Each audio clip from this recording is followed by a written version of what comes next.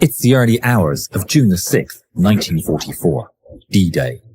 A medic falls hard into a muddy field just outside of a small village in Normandy. He can hear cracks of gunfire and quickly gets out of his parachute. Ken Moore rushes towards the village.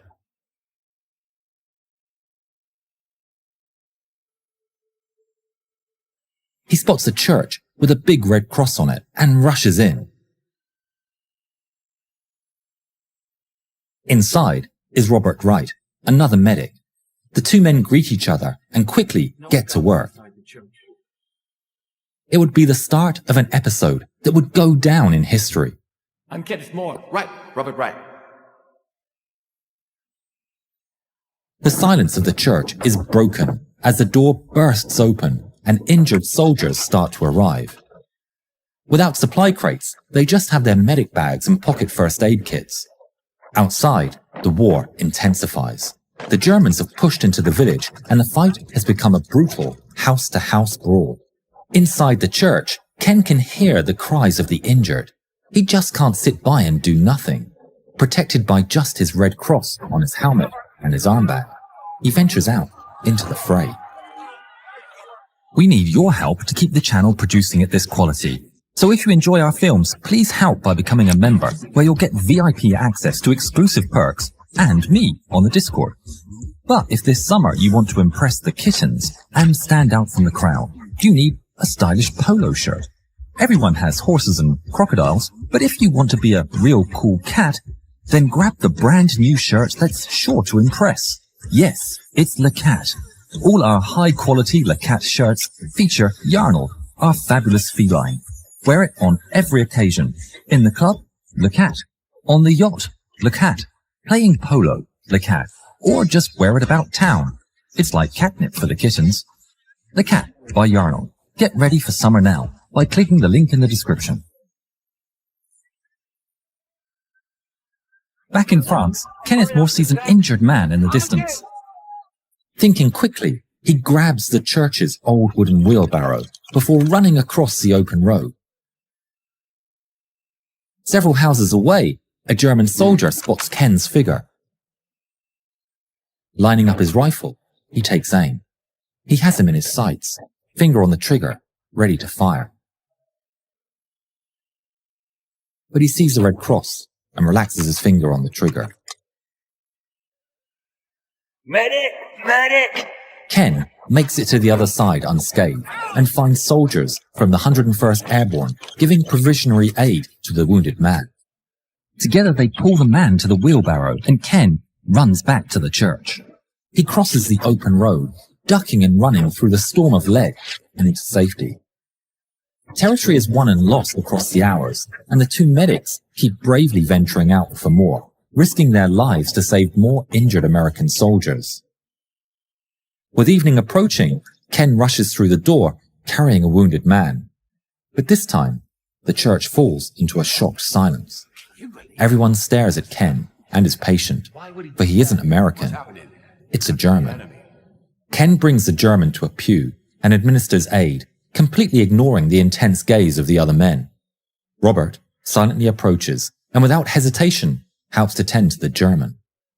One by one, the stares turn away, nobody daring to object.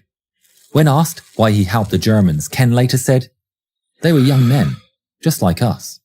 They were just wearing different uniforms." After that, more Germans were brought in for treatment.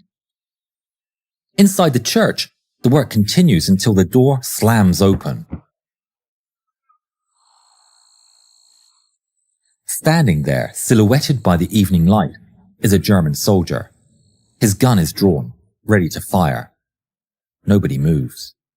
The German soldier locks eyes with the medics and notices the small group of Germans in the corner. Slowly, he lowers his gun, performs a sign of the cross, and leaves. Robert exhales with relief.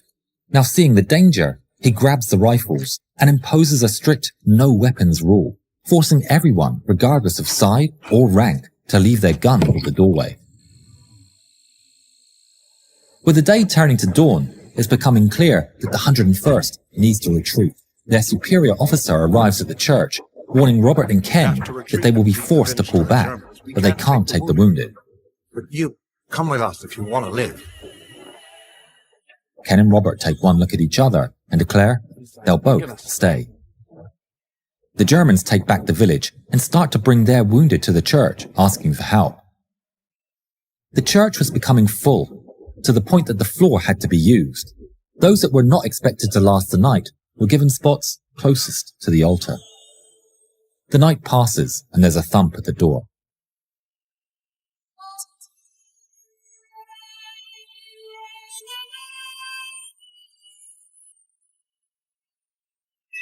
A German officer and his men are at the church entrance. The men proceed to enter, but Robert tells him there is a no-gun policy, and even the Germans are not exempt. The officer smiles and nods to his men. They are hesitant, but follow his instructions. Once inside, the officer thanks the medics for their help and asks if there's anything they need. Robert replies, Supplies and a doctor. I can get it to you in 24 hours. The pair shake hands, and the officer leaves. By midday, the fight is back underway. The Screaming Eagles are pushing back with renewed energy, regaining the lost ground. Throughout it all, the medics brave the open, but this time, something different happens. Halt! For whenever and wherever the two men appeared, the battle would stop, so they could pass. The Americans regain the town house by house, and with the German retreat, mortars begin to drop. There's a crash of glass and a thump as a mortar rolls along the church floor. By some incredible miracle, it was faulty. Had it exploded, the whole church would have been reduced to rubble. Robert quickly picks it up and throws it back out from where it came. Suddenly, a barrage of bullets pierces through the church's windows, raining glass over several wounded. Robert peeks out the door and spots a Sherman tank firing away with its Hull machine gun. He immediately runs out, seeking to stop the tank. But when he does, he finds one of the 101st has got there before him. An American lieutenant arrives to inform the medics that they needed access to the church steeple to use as an observation post. Ken point blank refuses, stating, "You can't do that." You can't do that. The lieutenant confidently used his rank to get the medics to back down. But Robert stood firm. This church was a safe haven for the injured, and it would not be weaponized. Haven for the wounded. It will not be weaponized. Over the course of 3 days and 2 nights, they tended to over 80 people, of which all but 2 would live to see another day. The church still stands today. There's a monument to the actions of the 2 medics and multiple stained glass windows in honor of them and the liberating forces.